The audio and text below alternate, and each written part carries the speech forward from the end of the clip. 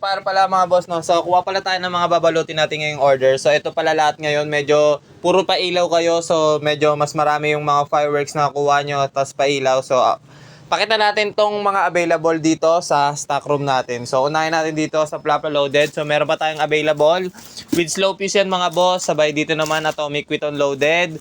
With silver tail yan mga boss. So, with stick rin. So, ganito siya itsura niya pag nakakabit sa stick.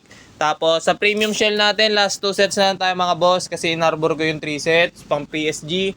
Sa crying cow naman mga boss, yon nakikita nyo na yung dulo, so paubos na yan. So baka nasa last 10 pieces na lang yan. Tapos dito, whistle bomb loaded, WB small loaded with silver tail.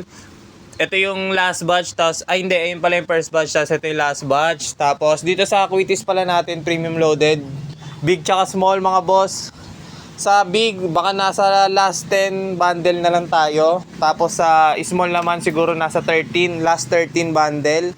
Or nasa last 15 bundle. Tapos sa whistle racket naman mga boss, no, available pa rin. Tapos sa whistle big rin, available. Kaso sa whistle big, last 2 box na lang ata to. Ito, last 2 box. Tapos sa whistle racket, yan, medyo marami-rami pa tayo dyan. So sa mga gustong kumuha, direct DM lang sa FB account natin mga boss. Peace.